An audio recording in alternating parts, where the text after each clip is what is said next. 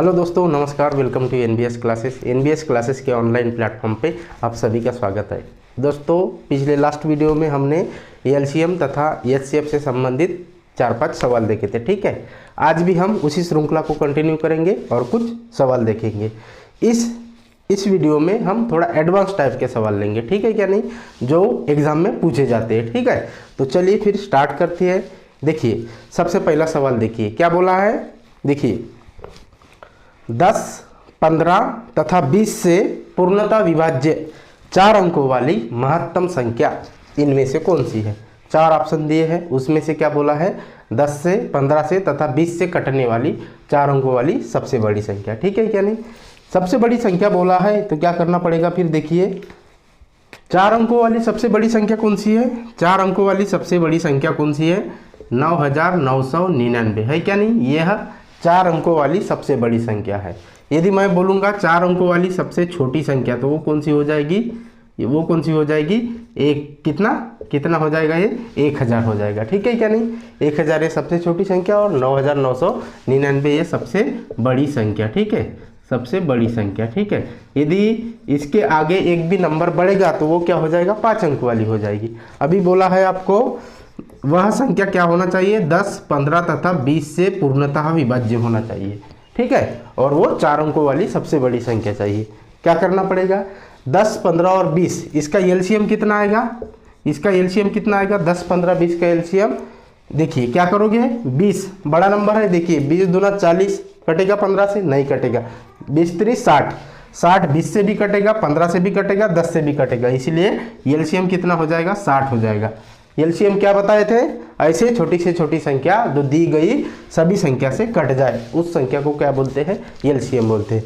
तो 10, 15 और 20 का एलसीएम कितना है, 20 है, कितना है, 60 है क्या नहीं। अभी सवाल में बोला है कि बड़े से बड़ा नंबर पूछा है आपको जो 10, 15 तथा 20 से विभाज्य हो। देखिए, जो संख्या यदि 60 से विभाज्य होगी वह संख्या 10, 15 तथा 20 से विभाज्य होगी क्या नहीं, होगी ना। क्यों, क्योंकि 60 में 20 भी है, 15 भी है और 10 भी है क्या नहीं।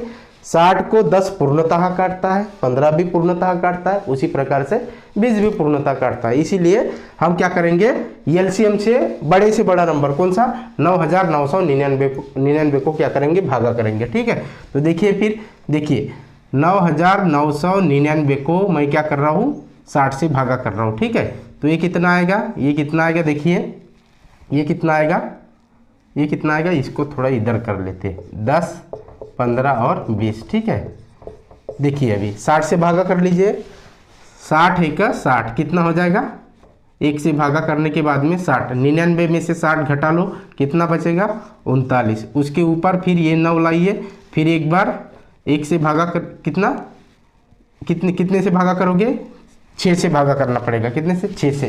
तो ये कितना आ जाएगा, 360 आ जाएगा। 360 माइनस कर लीजिए, कितना आएगा, फिर से 39 आएगा। फिर ये 9 उतार लीजिए, तो ये कितना, ये फिर से 6 से जाएगा और ये फिर से 360 आएगा। ठीक है, ठीक है क्या नहीं, अभी कितना, 39 रिमाइंडर से फल मिलता है। ठीक है, तो 166वां जो अपना एलसीएम आया है, एलसीएम का 166वां जो गुणज है वो 9999 के करीब में है। अभी वो कौन सा गुणज है, वो गुणज भी देखना पड़ेगा ना। तो 166 से 60 का गुना कर लीजिए, 60 और 166 का गुना कर लीजिए, तो ये कितना आएगा, देखिए 0 के लिए 0 रख लीजिए। फिर देखिए 6 छक्का 36 के 6 बचे 3, उसके बाद में 16 छक्का 96 और 3, ये कितना हो जाएगा, 99। 9960 ऐसी संख्या है जो 4 अंकों वाली भी संख्या है और 10, 15 और 20 से पूर्णतः विभाजित है। 60 से विभाजित है, इसका मतलब ही है क्या है कि वह संख्या 10, 15 और 20 से भी विभाजित है। करके देखिए होगा क्या नहीं, 9960 को यह संख्या पूर्णतः विभाजित कर लेगी। तो 4 अंकों वाली सबसे बड़ी संख्या कौन सी आ गई, 9960 आ गई। ठीक है, इसी प्रकार से दूसरा सवाल देखिए। फिर देखिए इसमें क्या बोला है, 2 संख्याओं का महत्तम समापवर्तक कितना दिया है, 96 दिया है। महत्तम समापवर्तक मतलब एचसीएफ कितना दिया है, 96 दिया है। ठीक है, उसके बाद में एलसीएम भी दिया है। एलसीएम कितना दिया है, 1296। कितना दिया है, 1296 दिया है। क्या पूछा है और क्या कुछ कंडीशन दी है क्या, और बोला है एक नंबर दिया है। ठीक है, दो संख्याओं में से एक नंबर कौन सा दिया है? 864। कौन सा? 864। आपको पूछा है दूसरा नंबर। क्या पूछा है? दूसरा नंबर कौन सा होगा। ठीक है, इस प्रकार का सवाल हमने पिछली वीडियो में भी लिए थे। ठीक है, यदि आपने उस वीडियो को नहीं देखा होगा तो उसको देख लीजिए। ठीक है, और इसको भी देखिए। तो चलिए अभी इसमें क्या करेंगे, देखिए एचसीएफ दिया है, एलसीएम दिया है, पहली संख्या दी है और आपको पूछा है दूसरी संख्या। ठीक है, तो ऐसे केस में कैसा करना, क्या करना, इसके लिए मैंने एक कल फार्मूला बताया था। क्या? पहली संख्या गुना दूसरी संख्या, पहली संख्या गुना दूसरी संख्या, ये किसके बराबर होता है? एलसीएम और एचसीएफ का प्रोडक्ट। एचसीएफ का क्या होता है? प्रोडक्ट होता है। ठीक है, एलसीएम और एचसीएफ का गुना, तो ये क्या हो जाता है? दो संख्याओं के गुणनफल के बराबर हो जाता है। अभी इसमें पुट अप कर लीजिए, आपका आंसर निकल जाएगा। देखिए पहली संख्या कितनी है? 864 है। ठीक है, दूसरी संख्या आपको निकालना है, इसलिए मैं दूसरी संख्या जैसे का वैसा लिख रहा हूँ। उसके बाद में एचसीएफ आपको कितना दिया, एलसीएम कितना दिया है पहले देखो, 1296, और इसके साथ एचसीएफ कितना है?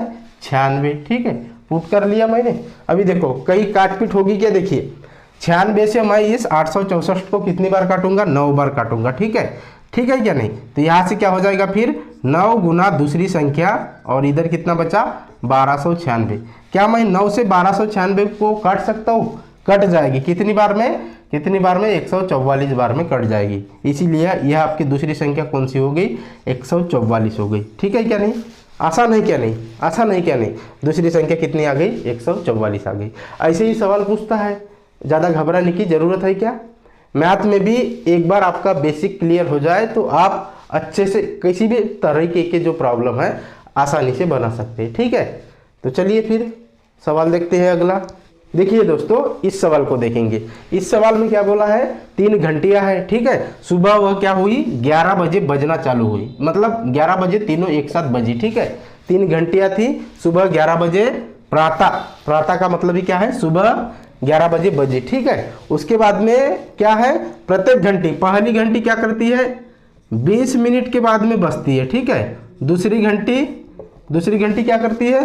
30 मिनट के अंतराल में बजती है, मतलब कंटिन्यूसली एक साथ नहीं बजते। ठीक है, और तीसरी घंटी 40 मिनट के अंतराल पर बजती है। ठीक है, 40 मिनट के बाद में बजती है। ठीक है, तो अभी आपको पूछा है कि ये जो तीनों घंटियां है, सबसे पहले एक साथ कितने बजे बजी थी? 11 बजे बजी थी। आपको पूछा है कि अगली बार जब वो एक साथ बजेंगी तो कितने बजे बाद मिलेंगी, मतलब कितने बजे वह बजेंगी। ठीक है, तो अलग अलग घंटी का अलग अलग समय है, अलग अलग समय अंतराल है। ठीक है क्या नहीं? वह एक साथ किस प्रकार से मतलब कितने बजे बजेंगी, ये निकालने के लिए आपको क्या करना पड़ेगा?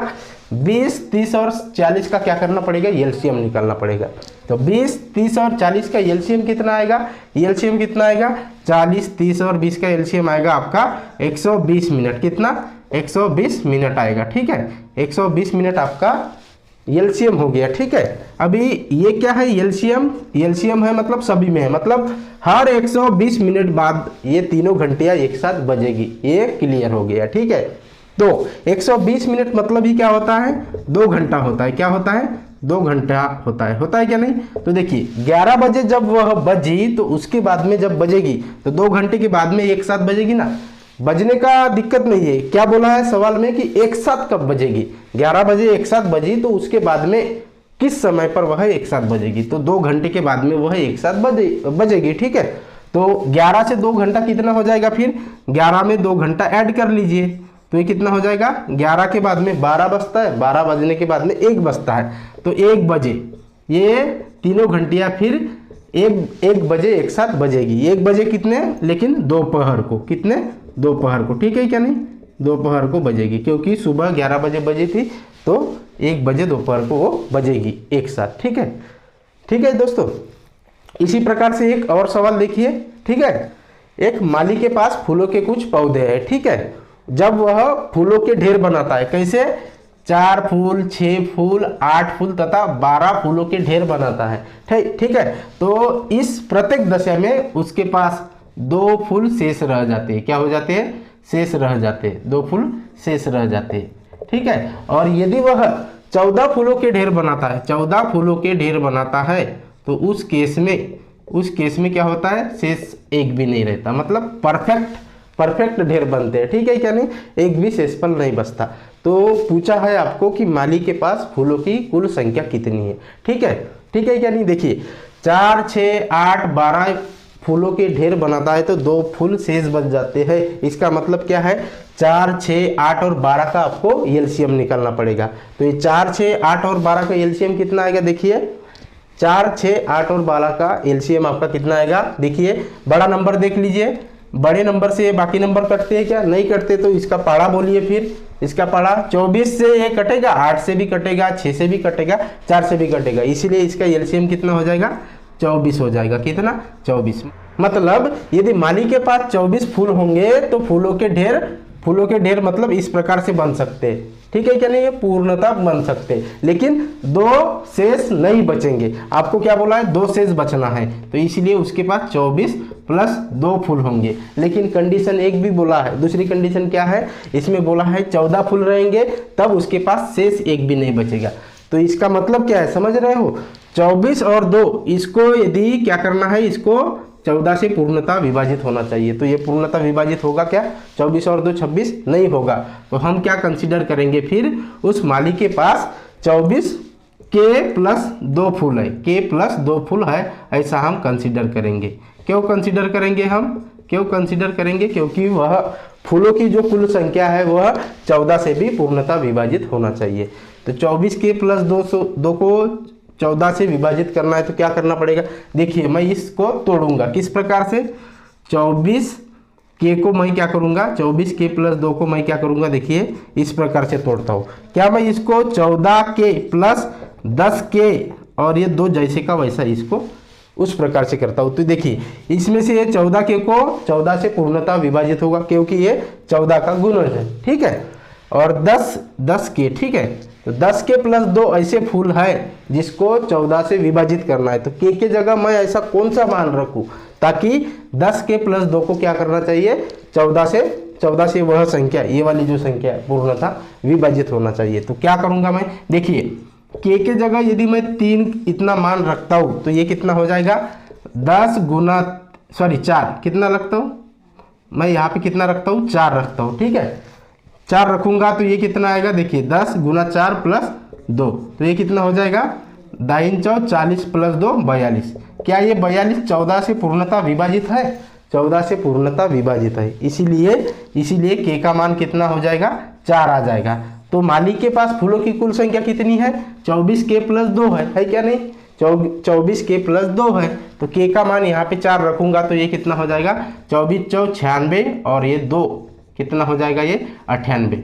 आपका जो आंसर आया ये 98। देखिए 98 प्रत्येक दशा में 98 को यदि 4 से 6 से 8 से या 12 से भाग दोगे तो प्रत्येक दशा में 2 शेष मिलेगा आपको, लेकिन 14 से भागा करोगे उस दशा में आपको शेष 0 मिलेगा। दोनों कंडीशन आपकी सेटिस्फाई हो रही क्या नहीं, इसीलिए माली के पास कितने फूल है, फिर माली के पास 98 फूल है, ठीक है क्या नहीं। उम्मीद है कि आप सभी को ये समझ में आ गया होगा। यदि नहीं समझा होगा तो वीडियो को एक बार रिपीट करके देख सकते हो, ठीक है। तो फिर मिलेंगे नेक्स्ट क्लास में, तब तक के लिए थैंक यू सो मच।